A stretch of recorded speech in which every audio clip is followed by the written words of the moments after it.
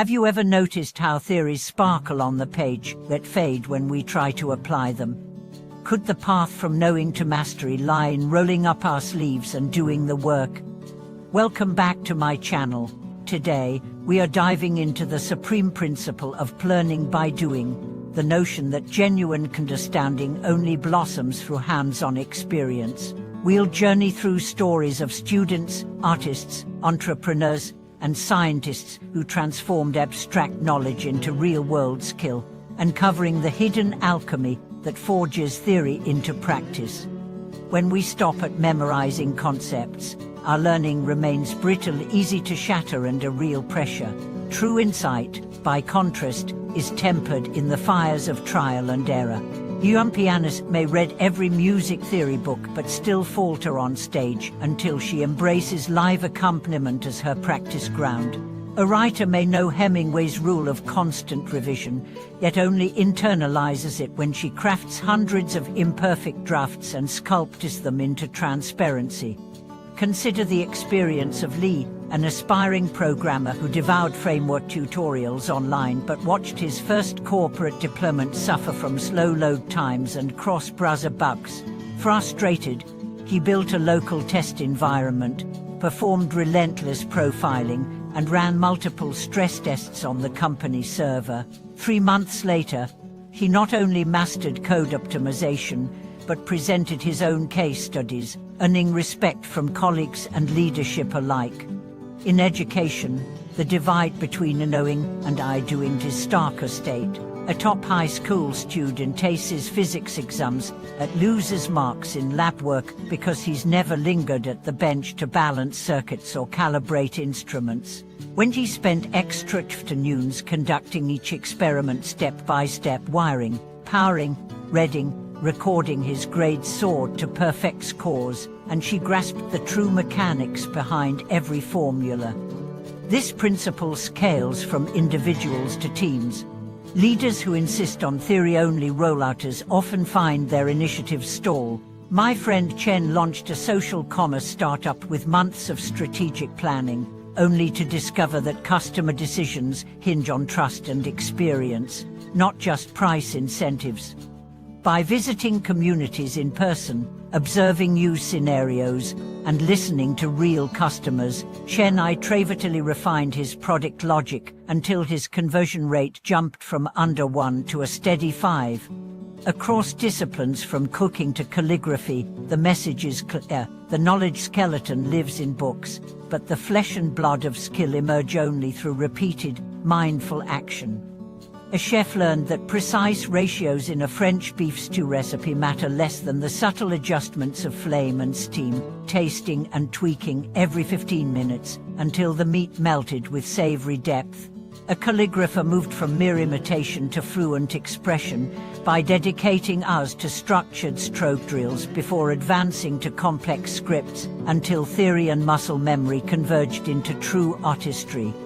As we continue, I share even more examples from language immersion routines that turn grammar into conversation, to athletic practices that morph reading about technique into flawless movement. You'll learn how to design your own learn-practice-reflect loops, so each experiment becomes a stepping stone toward mastery. Embrace the principle: the more you do, the more deeply you understand.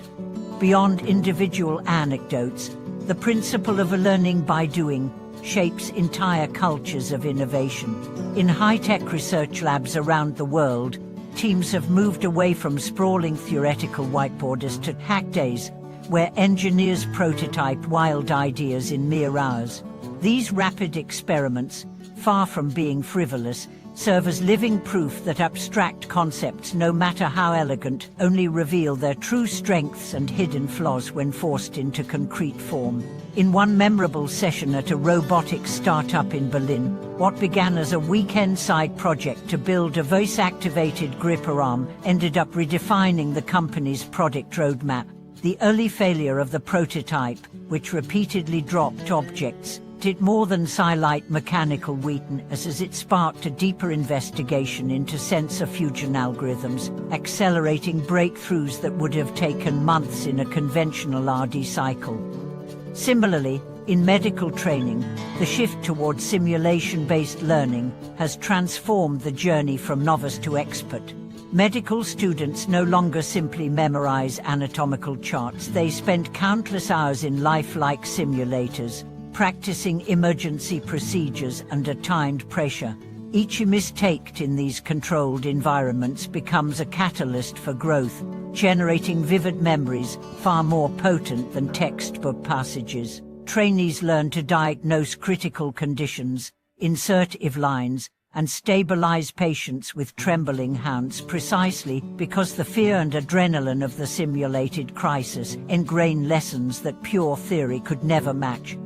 Even in the realm of personal development, experiential methods yield dramatic results. Instead of reading motivational books abstractly, individuals committed to self-improvement embark on challenge stints, declaring public goals and proceeding to learn through trial.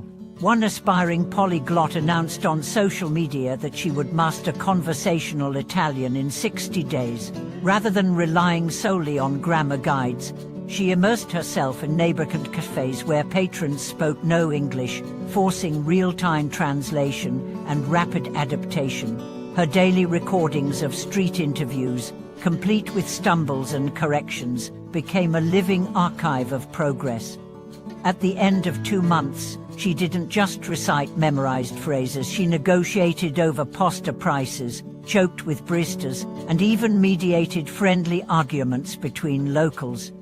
What emerges from these stories is a clear pattern. Deep understanding grows in the tension between aspiration and reality.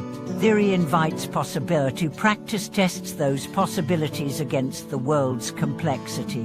When expectations chatter against real-world constraints, learners confront the gaps in their knowledge.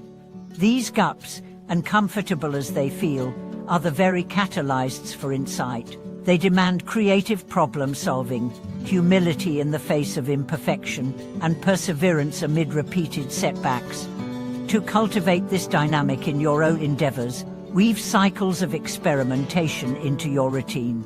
Rather than bookmarking articles or adding courses to an ever-growing list, commit to immediate application. After absorbing a key idea or skill, dedicate an hour right away to put it into action, however crudely. Record the outcomes, note what behaved differently than you anticipated, and adjust your next iteration accordingly. Over weeks and months, these micro-iterations compound into mastery, each practical test refining your intuition and sharpening your judgment.